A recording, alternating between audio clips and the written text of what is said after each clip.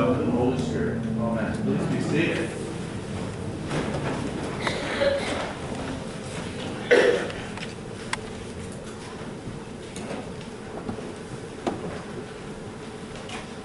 If you are a creature of habit like I am, you know that change can be very difficult. I may not show it, but trust me, change is very difficult for me. Sometimes change can be different than what you're used to, like going back to a place that you lived and it's different, or a road that has new routes, or buildings that pop up and make the landscape totally different than what it used to look like. Sometimes change can be pictured differently in your mind. Let me ask all of you, do you remember the first time that you saw your first disc jockey, whether on TV or in person or in the newspaper, and their face looked nothing like the voice? Or after reading a book, you're going to see the movie and it's nothing like what was pictured in your mind. Sometimes change can be different than what you were taught from the past. I still have an issue with Pluto. Come on, Pluto's no longer a planet? Give me a break. In my mind, it is. I was tested on it. Let's face it, change and learning to change is very hard because how we had to deal with it in our past. Because in our past, we know that it is uncomfortable. Cute little saying or an example I'd like to give for my life was a time that I went to Disney World. Disney World is rather important to our family. I worked for Disney at one time. My daughter worked for Disney, and we love to go there and see it. I was actually there as a child the first year that it was open at Disney World. When our girls were born and running around, we really tried to go and let them see Disney every few years. I love Disney World. I don't like paying for Disney World, but I do love being there. It's a place that seemed to stay the same, and you could go to your favorite places and you kind of do the whole map in your own head until about 10 years ago. When I was at Christ Church, we decided to take the youth group to Disney World. And we had so much fun that the kids wanted to go the next year. So we took another bus and we went back down. As I got there, I realized something was wrong, and suddenly I wasn't very happy. Things had changed. Cinderella's castle had changed color, and now there was a castle that had been added for Beauty and the Beast. And when I went to stop from that to go to the Dumbo ride, it was missing. It really messed up my day. I don't like change. The truth is, change is hard. Change is hard for all of us, and we see these changes happening in the gospel today. The gospel story is about the presentation of our Lord, and it's kind of fun because we actually don't have service for it, but about every 6 years. And so normally we have Epiphany 4, but not today. Luke presents Jesus' family as a type who were obedient to the Hebrew Testament and the law of Moses, the Torah. They were doing what they know, they're doing what they are accustomed to, and what they have been taught. When it came time for the purification rites for Mary, Mary and Joseph traveled to Jerusalem so the purification, presentation, and dedication ceremonies might be performed around the temple and in the temple. First, the purification. According to Leviticus, and the mother is ceremonially unclean because of the messiness of childbirth, and must not touch anything sacred or go to the temple. When her 40 days of purification is finished, a ritual of cleansing is performed, and then the new mom can go to the temple where they can make a burnt offering. Next was the presentation. In accordance with Exodus and 1 Samuel, Mary and Joseph had to present and consecrate Jesus because he was their firstborn son. They presented him to God and to the Lord's service. As they were walking in, they ran into a man from Jerusalem called Simeon, who it is said was a righteous and devout man of God. Simeon represents, you could say, the old guard of the Jewish people, a prophet in a way, a man loyal to God, the Torah, and the customs of the temple. Because of the devotion of this man, it is said that the Holy Spirit was upon him. And his reward would be to wait his whole life for the consolation of Israel and the saving of Israel. For his devotion to God, Simeon will get to see the Lord's Messiah before he dies. So on this day, suddenly, whether he was in his house, walking down the street, we don't know. Simeon is suddenly moved by the Spirit to go to the temple. And so he does, and he goes to the temple, and this is the day he has been waiting for.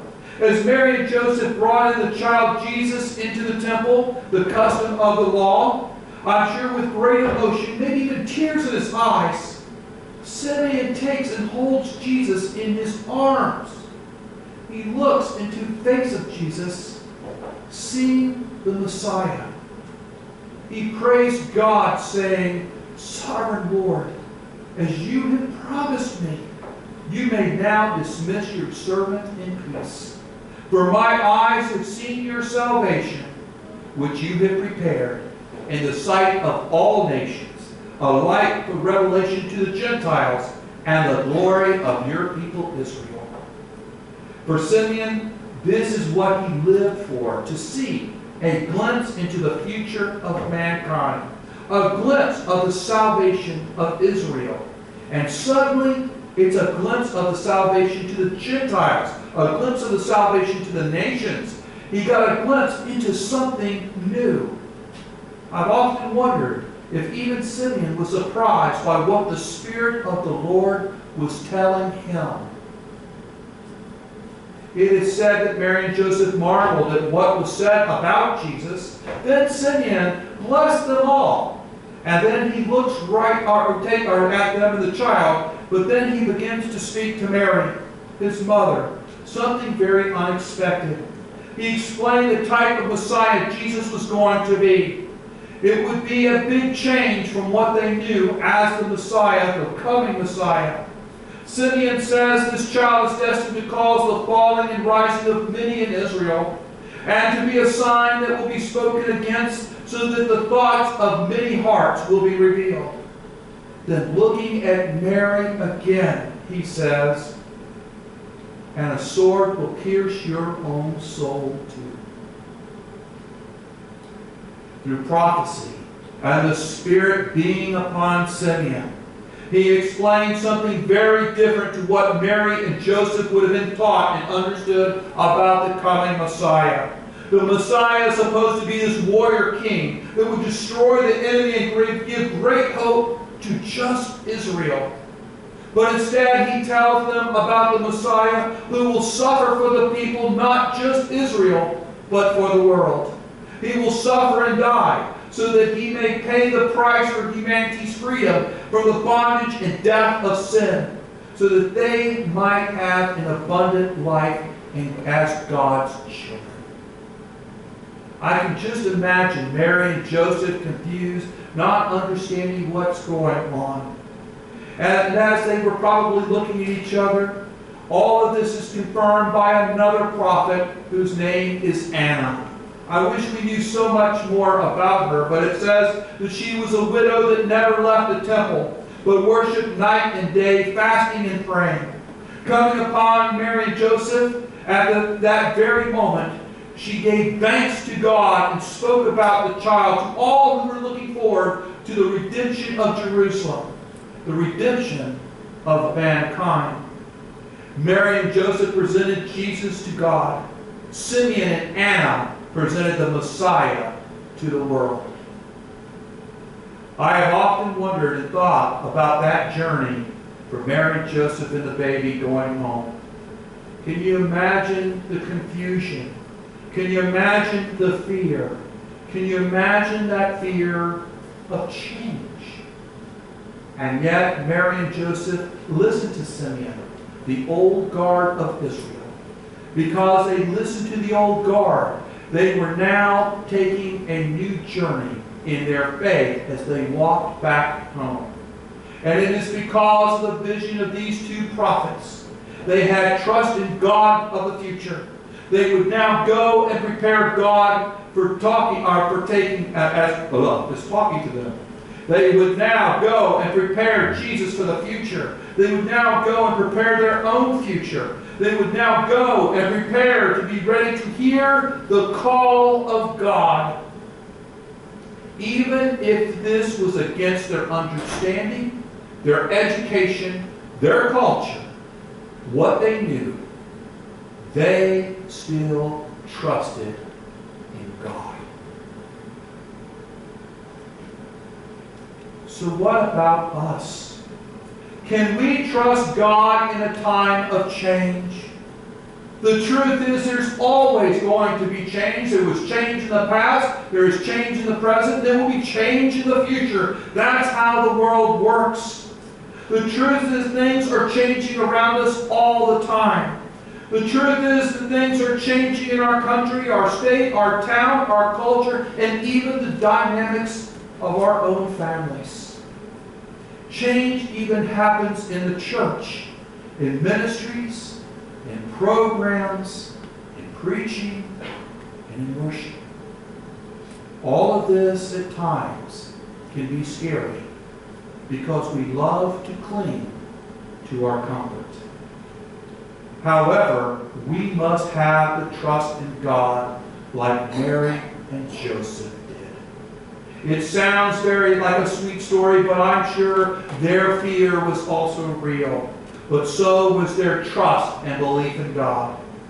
Last week I talked about our Challenge 2025, looking just 5 years in the future. The planning committee is looking much further than that. And then I started to use the term faith in action as our theme. Faith in action may sound like something cute, but it's something you should really think about. And if it doesn't make you a little nervous, you don't quite understand it. Faith in action means to take your real faith that you have and put it into action for what God is calling you to do. Faith in action can make us nervous. Faith in action can make us worry about the unknown. Faith in action can make us uncomfortable. Faith in action can make us step out into unfamiliar territory. However, like Mary and Joseph, we need to give things in ministry a chance. We need to give God a chance. And we need to allow God to work in our lives and in the church. We need to allow God to take us out of our comfort zone. And that's not easy, but we all know that we need to do it. Our own survey that we took last year told us that we actually need to walk in uncharted waters, to take a chance. As a matter of fact, to my surprise and delight, a majority of the survey was taken by our members of many years here at Holy Trinity. God gave us an opportunity to see the beginning of our future. Our long members of many years cast a vision for themselves as well as those of our future. In other words, we all need to listen to the visions of our own Simeons here in our church.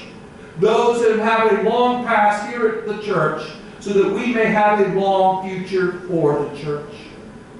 So we need to set aside our fears of the future and see the opportunities that lie before us.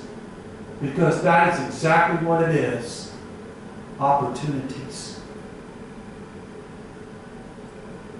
I was upset that day at Disney World.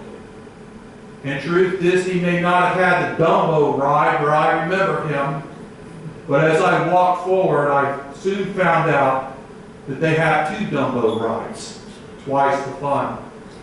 As I got used to the changes, I began to have fun. I started to accept the changes and I started to enjoy myself. I also began to recognize the older things that I loved so much, things that blinded me from seeing them because I was upset. In truth, Jesus came to save the world of its sins, not just one place, but all of us. Jesus did not spread the kingdom to just Israel. He came to spread the kingdom of God to you and me, the entire world. In truth, we at Holy Trinity, all of us are doing new things already. Things that spread the word of God to new people. To spread the good news for us, to spread the good news to our community, to feed people who are seeking God, to feed the people who are hungry, poor, and neglected. Change is an opportunity to allow God to work in us, an opportunity to allow God to show us the way, an opportunity to allow God to show us our own future. Like Simeon, let us also have the courage as we take a glimpse into our future and allow the Holy Spirit of God to show us the way.